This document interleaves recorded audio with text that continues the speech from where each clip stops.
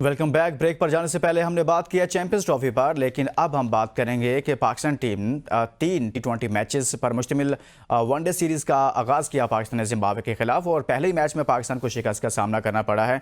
इसका आगाज़ हम शाकिर अब्बासी से गुफ्तगू के साथ करेंगे। शाकिर, पहला मैच था जिम्बाब्वे से। एक तरफ हम 22 साल बाद ऑस्ट्रेलिया को ऑस्ट्रेलिया में हरा देते हैं और बड़ी ज़बरदस्त टीम नज़र आती है, और अगले ही लम्हे हम जिम्बाब्वे जैसी टीम से हार जाते हैं। ये क्या हुआ?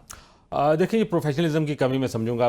बेशक हमने ऑस्ट्रेलिया जैसा मुश्किल टूर हम 22 साल बाद जिस तरह वहाँ सीरीज़ हरा कर आए, वो वनडे में जो हमें मोमेंटम मिला था उस टीम को ये कैरी करना चाहिए था। लेकिन शायद हम पर्थ और ब्लवायो की विकेट का डिफरेंस भूल गए। वो 10-20 हज़ार किलोमीटर का जो फासला है, वो फासला तो हमने तय कर लिया टीम ने, लेकिन अपना माइंडसेट वही रखा कैप्टन ने भी और टीम मैनेजमेंट ने, कि हमने शायद वही उन विकेट्स पर होबार्ट या पर्थ की विकेटों की तरह शायद जिम्बाब्वे की विकेट भी हमें फास्ट बॉलर कारगर साबित होंगे। और वो जिस तरह से हमने, ठीक है, टॉस जीतकर एक अच्छा फैसला था और कंडीशन में शायद जिम्बाब्वे की टीम जीती तो वो भी फैसला करती, लेकिन उसका फ़ायदा हमने नहीं उठा पाया। और जिस तरह से उन ओपनर्स ने हमारे स्नैन और जमाल की दुर्गत बनाई शुरू में, तो वो जो एक माइंडसेट था, गेम प्लान था, वो ऑस्ट्रेलिया वाला उठाकर हमने जिम्बाब्वे में लगा दिया, जो बिल्कुल कारगर साबित नहीं हुआ। और फिर अच्छा हुआ कि स्पिनर्स ने आकर कर्टेन किया, साइम अयूब ने, और सबसे अच्छा तो मैं कहूँगा कि जो डेब्यू कर रहे थे फैसल अकरम, उन्होंने बहुत इंप्रेस किया। उन्होंने जिस तरह बांध के रखा और उन बैटर्स को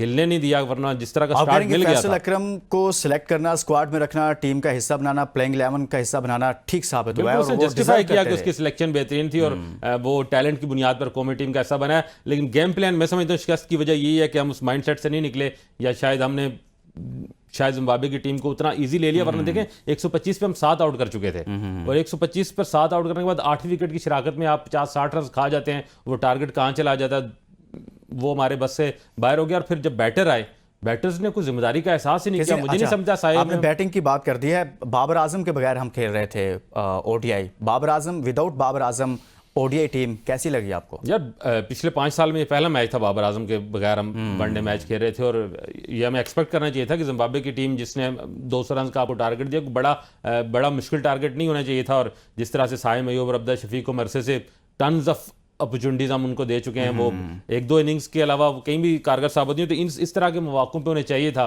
कि वो अपना जो एक जो बैड पैच उनको उससे निकलते। जिम्बाब्वे की टीम निस्बतन आसान टीम है, जितना भी ठीक है उन्होंने हमें हराया, लेकिन इतनी टफ टीम नहीं है। एक मजहरबानी के अलावा कोई ज़्यादा एक्सपीरियंस प्लेयर वहाँ मुझे बॉलिंग में भी नजर नहीं आया। लेकिन सबसे ज़्यादा ज़रूरत इस समर की थी कि ये बैट्समैन अपना जिम्मेदारी लेते, और बाबर आजम की एब्सेंस में इन पर जिम्मेदारी वाकई बढ़ जाती है। और जिस तरह बाबर आजम को रिप्लेस कर रहे थे कामरान गुलाम, मैं उस लड़के का फ़ैन हूँ, उसका बड़ा अच्छा एक्सपीरियंस रहा। डोमेस्टिक में टन्स ऑफ रन्स हैं उसके, उसने पहले ही टेस्ट में सेंचुरी भी की।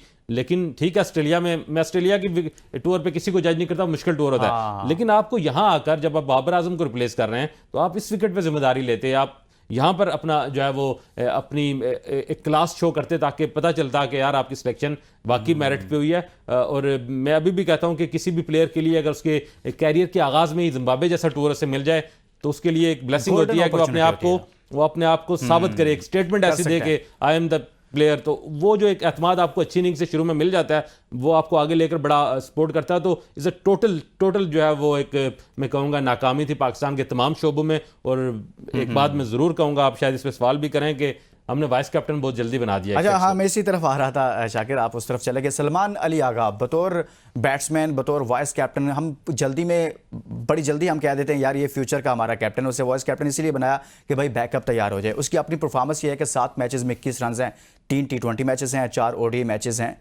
कैसे जस्टिफाई करेंगे? देखिए, यही काम हमने बाबर आजम के साथ 5-7 साल पहले किया, कि हमने उसको जो ही उसने अपने कोई पोटेंशियल दिखाया, खेलना शुरू कर दिया, हमने पकड़ के उसको कैप्टन बना दिया, और फिर उसकी हमने बैटिंग का बेड़ा गर्क किया।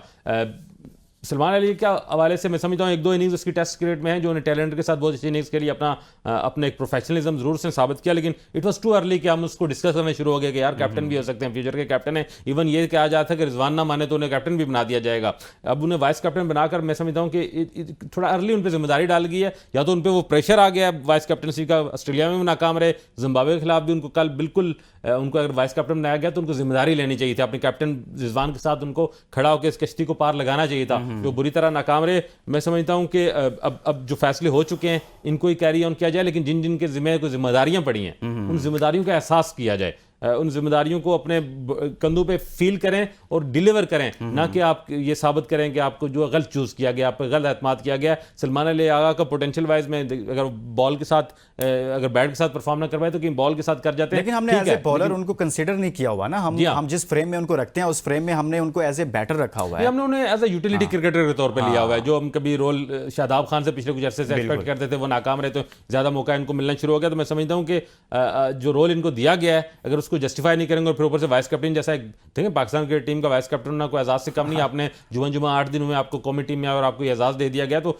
बेहतर है कि खुद ही अपनी अदाओं पे गौर करें, वो इस एहसास को समझें, जिम्मेदारी का इदराक करते हुए उसके मुताबिक परफॉर्म करें, ताकि क्रिकेट बोर्ड को भी कुछ तसल्ली हो कि हमने जिसको चूज़ किया वो मुनासिब आदमी है। पाकिस्तान जिम्बाब्वे के खिलाफ, मुझे ये सवाल करते हुए बड़ा अजीब लग रहा है शाकिर कि जिम्बाब्वे के खिलाफ पाकिस्तान पहला मैच हारने के बाद कम बैक करेगा। मेरा ख्याल है कम बैक करेगा, क्योंकि मैं जिस तरह आपको पहले बताया कि पाकिस्तान वो होबार्ट और पर्थ वाला ही माइंडसेट लेके जो है वो इस मैच में उतरा है। जिस तरह के आपने मतलब 8वीं विकेट खेल रही है, एक ठीक है रजा जो है वो किसी हद तक बैटर अच्छे हैं, लेकिन दूसरा जो टेलेंडर था जिसने 48 रन बनाए, मैं नाम भूल गया उसको तो हमने बिल्कुल मुंह पे शॉर्ट पिच बॉलिंग कराई और उस पर उससे छक्के चौके खाए। तो वो जो प्लान था वो शॉर्ट पिच का जो होबार्ट या पर्थ की तेज विकेट्स पर कारगर था, वो यहाँ जिम्बाब्वे की सुस्त विकेट पर नहीं कारगर हुआ, लेकिन गेम प्लान हमारा वही था। हमने वही गेम प्लान ऑस्ट्रेलिया वाला उठाकर जिम्बाब्वे पे अप्लाई किया, जिसका हमें जवाब मिला। तो इसलिए अब यकीनन टीम मैनेजमेंट बैठी होगी, नए गेम प्लान के साथ उतरेगी। मैं ख्याल सारे मैचेस हैं भी इसी ग्राउंड में, तो उनके लिए आसानी होगी कि नया गेम प्लान के साथ आए। मैं होप कर रहा हूं कि अगले दोनों मैच पाकिस्तान जीतेगा, लेकिन मैं समझता हूं कि तीनों मैच जीत के, क्योंकि हमें आगे जाना है साउथ अफ्रीका के खिलाफ, और साउथ अफ्रीका में one of the toughest team in the world हो जाती है। कुछ चेंज तो नहीं करना चाहिए, यही प्लेइंग 11 होनी चाहिए। नहीं, इस प्लेइंग 11 के हवाले से अब आपके पास मेरा ख्याल है अभी 3 लड़कों ने डेब्यू किया, मेरे ख्याल में अभी इनको इससे ज्यादा आप नहीं कर सकते। और इस वक्त जो ये जिम्बाब्वे के लिए टीम सिलेक्शन हुई है उसमें बेंच स्ट्रेंथ पे इतनी इससे ज्यादा कोई मजबूत ऑप्शन है नहीं। थोड़ा सा इसमें जो मैं समझता हूँ, अगर आपको चेंज करना भी है तो आप ओपनर में से किसी को करके हसीबुल्ला को आप उसकी स्पॉट पे खिलाएं, जो ओपनर खेलता है, टॉप ऑर्डर में खेलता है। अगर आपने उसको खिलाना है और 6 नंबर पे खिलाना है तो उसको ना खिलाएं। बहुत शुक्रिया शाकिर अब्बास साहब मौजूद है। हमने बात किया चैंपियंस ट्रॉफी के हवाले से और साथ में जिम्बाब्वे के खिलाफ पहले ही मैच में पाकिस्तान को शिकस्त का सामना करना पड़ा है। इसके साथ इजाज़त दीजिए और अपना बहुत सारा ख्याल रखिए। अल्लाह हाफ़िज़।